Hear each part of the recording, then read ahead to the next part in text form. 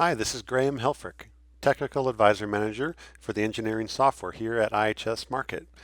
Welcome to the weekly Did You Know episode, where we learn how to do something of value that you probably didn't know about your IHS Markit engineering software.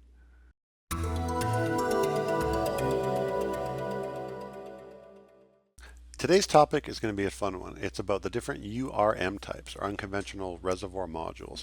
We have square root time, material balance time, and linear superposition time. Now I want to give you a little bit of a story.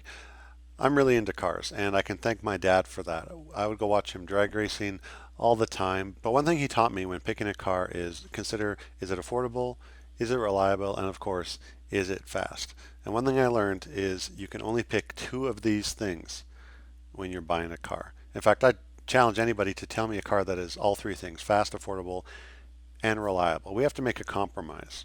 So let me give you a few examples. This is my first car, a 91 Acura Integra, and this thing was affordable. It was definitely reliable, but it was not fast in any way. Another car, and this is when I lived in Houston, and this is actually at the Baytown drag strip if you live in Houston. So this is a 2008 Corvette Z or Z06, and this thing was fast, it was reliable, but it was not affordable to buy up front. Okay, so the compromise I had to make with this was its initial cost. Fast forward to now, this is my current vehicle. I'm actually driving it here in Canada where I live, and this is on a frozen lake with about 18 inches of ice underneath it. And this thing is fast. It's actually old. It's 16 years old. It's got a lot of miles, so it was affordable to buy. But anyone who has owned an old high mile German car knows they need constant maintenance. So I would not consider this thing reliable, but that's the compromise I've made.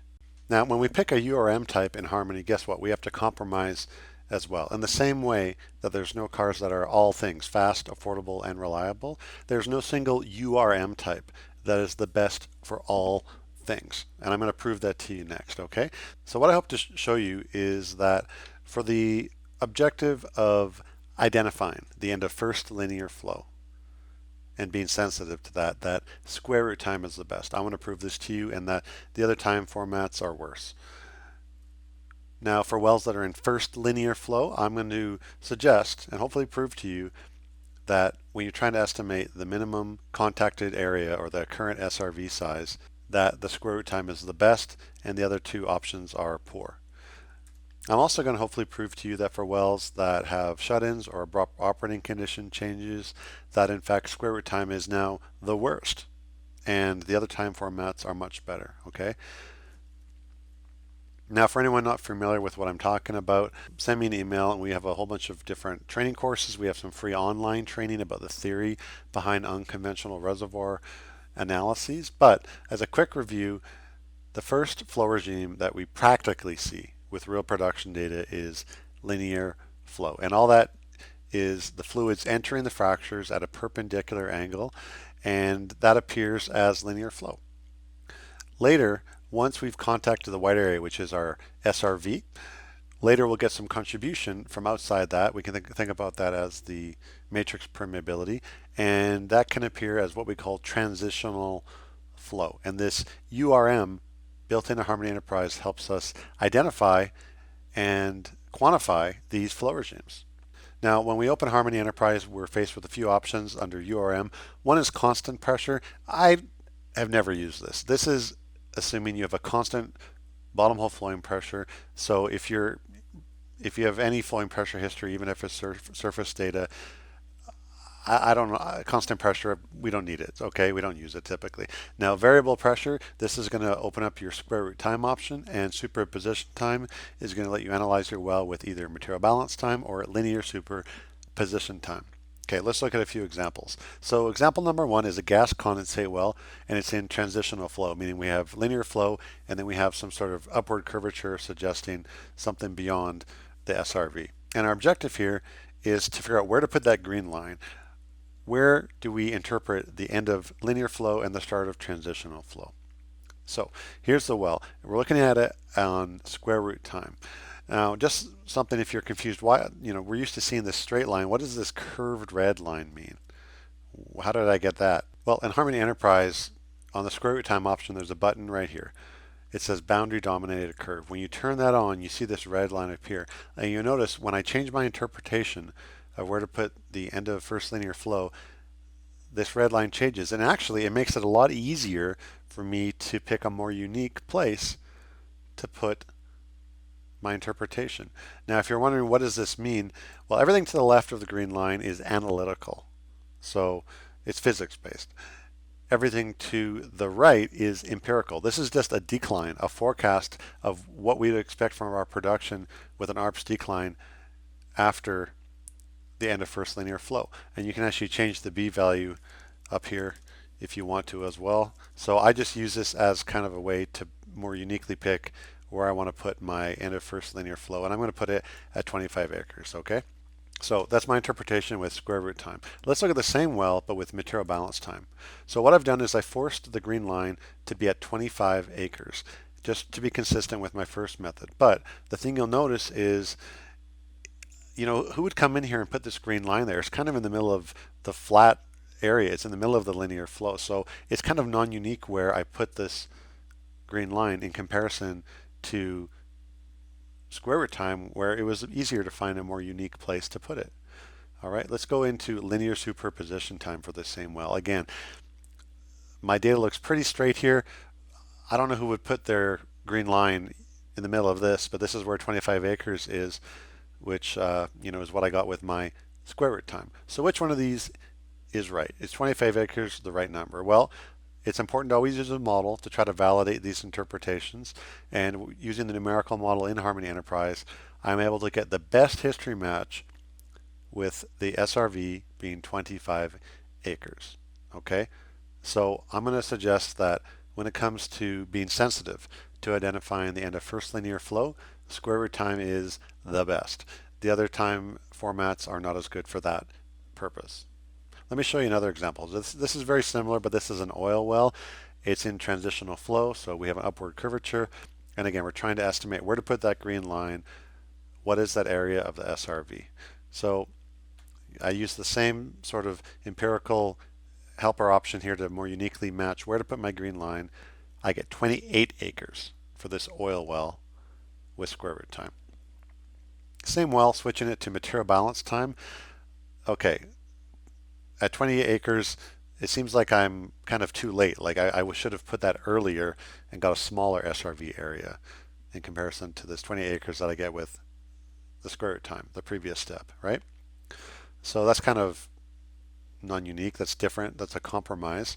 And what about linear superposition time? Well, it's kind of there, but I'm not too confident with where that is. So again, this is another case where the square root time, its sensitivity is an advantage for this ability. Okay, so I'm going to suggest that we double check this, of course, with a numerical reservoir model, and indeed 28 acres is the SRV area that I'm able to get the best history match on, which is what we got from square root time with confidence. Okay, so again, this is another case where I'm going to suggest when it comes to being sensitive and identifying the end of first linear flow, that square root time is the best and the other time formats are not that good at that particular challenge. Okay, let's look at a different case. So these are for wells that are not in transitional flow, but they're in first linear flow, so a straight line. And our objective here is to estimate the minimum contacted reservoir volume.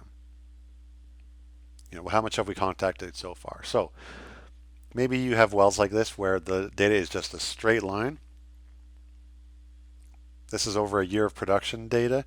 And with square root time, all we need to do is move our green line to the end of the data. And that will give us our contacted reservoir area or volume. Now, some people may use the flow material balance for this, and that's fine. It's just a little bit non-unique, right? When your FMB is curved, it can be a bit non-unique with how you match your line at the end of FMB, but with square root time, it's easy. Just slap the green line at the end of the data. Now, a little bit of caution. I see a lot of people using material balance time to use this in the same way when you're in first linear flow, just to put the green line at the end of the data with material balance time, but I want to show you why that can be risky, okay? So here's the same well, but with material balance time. look where 80 acres is on this. It's kind of out in the middle of nowhere on the right. So comparing square root time, where it's easy to kind of slap it at the end, that's 80 acres, versus the same 80 acres and where that line appears in material balance time. Why is this? Well, with square root time, every one of these data points is in chronological order. Okay, so this data point at the very end is the most recent piece of production history we have for the well. With material balance time, these data points are not in chronological order. That's the material balance effect going on. So for example, this data point right here, where would you expect this to be in chronological time? Okay, this data point is months old. So just a little bit of a tip: if you are putting the green line at the end when you're in first linear flow and you're using material balance time, that can be risky. I suggest using square root time for that purpose, just for the reason I showed you here. Okay, let's look at linear superposition time. Well, this is weird, right? Again, using the same 80 acres, the green line is kind of in the middle of our data. So linear superposition time is not good for this as well. But again, let's validate this with a model, right? So using a numerical reservoir model, I'm using an SRV only model. So I get just linear flow, right? Because we're in first linear flow. I don't need any composite or anything like that from the matrix. And we get a history match. But the way I was able to double check this is I kept lowering the area. I started with, I think 150 acres. I kept lowering the drainage area to see if I could maintain a history match while iterating on KSRV. And around 80 acres is indeed the lowest reservoir model area that I could get and still maintain a history match. So this is supporting the fact that when it comes to wells that are in first linear flow and you want to estimate the volume or how much we've contacted so far in the SRV, square root time is the winner. And I think I've kind of illustrated that material balance and linear superposition time are not really good at this, because here's the well, easy to put the green line at the end of the data when it's in chronological order. But when we're using material balance time or linear superposition time, this last data point has less meaning. Okay. Example number 4. This one is kind of the most interesting. We get to go through a few steps. So this is a well that has a shut-in, and we have two objectives. What flow regime are we in now? Are we in linear flow? Are we in transitional flow? Next, was there a productivity change after the well was shut in and brought back online? So here's a well. We've got production history. We have a 1 month shut-in. We have more production history. Looking at this on square root time, I'm sure you guys have seen this before. We have one flow regime. In this case, it looks very straight, linear flow, and then we have some other flow regime, right? This is because of the shut-in. So what does this mean? Was there a productivity change? Are we in transitional flow? It's really hard to tell simply looking at this plot. But one thing I can say is square root time, like in this plot, is showing me some different things because of that shut-in. Okay, let's look at material balance time. Same well. Okay, well, the slopes are a little bit more similar now, and material balance time is good for this. If there's shut-ins, if there's abrupt operating condition changes, material balance time can kind of smooth that out a bit compared to square root time, which is very sensitive. Now, jumping into linear superposition time, well, we have very similar slopes here, and this kind of linearizes the data. It's like a hammer and tries to make everything flat. So I would expect this for this well with shut-ins. But, which one is best? Are we in first linear flow? Is there a productivity loss? Okay, I'm going to prove to you why I think that we're in first linear flow. Why is it? And I also think that there's been no productivity loss. I'm going to explain why. So when we look at this well again, this is a well with the shut-in. After the shut-in, and we get more production, for me, I think that this data is still in a straight line. Okay? With square root time, it's very sensitive, right? That sensitivity can be a strength or a weakness. It's a compromise. And I don't see any of this data really curving. That's my interpretation. So the fact that I think this is straight suggests we're still in first linear flow. Okay, that's one piece of evidence. We're going to put a few together to try to see if that makes sense. The other thing is when I put my green line at the end of this here, I get a contacted area of 80 acres. So this is kind of my contacted area so far. if we're in first linear flow. Well, does 80 acres make sense? When I look at the flow material balance, I can also get 80 acres. So I'm starting to use a few different pieces here to hopefully point in the same direction for a consistent result. 80 acres. Okay, I'm feeling good about that. What about a reservoir model? So we go and do a numerical model, and I'm going to make this so there's only linear flow, right? I have these fractures. I make it 80 acres, and can I get a history match? Yes. Okay. But one thing I had to do to get this history match is I really had to lower the FCD all the way down to 15. And that's kind of extreme a little bit. So I wanted to see, does that make sense? Am I just forcing the model to create something that's impossible and unreasonable? Well, when we go back and look at our square root time plot, when we had our first production period, I'm looking at the y-intercept. A positive y-intercept is suggesting pressure loss in or around the fractures, which can lower our effective FCD.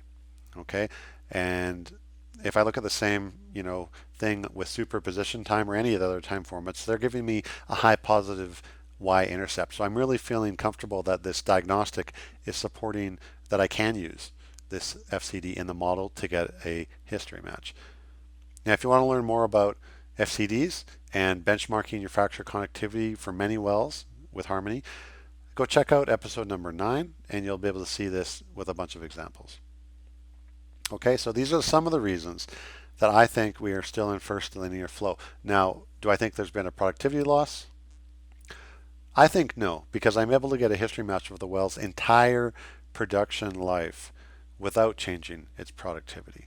Okay, so the model is really, in my case, probably the best way I can confirm that there's been no productivity loss and that we're still in first linear flow. I use a combination of techniques. Okay, so when we're rating these different URM options, when it comes to managing shut-ins, abrupt operating condition changes, we saw that square root time is very sensitive. That sensitivity can be a weakness because it totally changes our slope. We're not sure if there's a true productivity loss, what's going on. But these other time formats, material balance time is better, and then linear superposition time can be the best, but sometimes it's too aggressive. So this example is to really show you we need to use multiple techniques with URM plus the model in an iterative process to really understand what's going on in the well. So what does knowing this really even mean for you? Well, we learned that the square root time URM, its sensitivity can be often the best for estimating your SRV volume, whether you're in transitional flow or still in first linear flow. The next thing we learned is you really do need to use a combination of methods, diagnostics plus reservoir models built into Harmony Enterprise to get reasonable results and have confidence in your conclusions.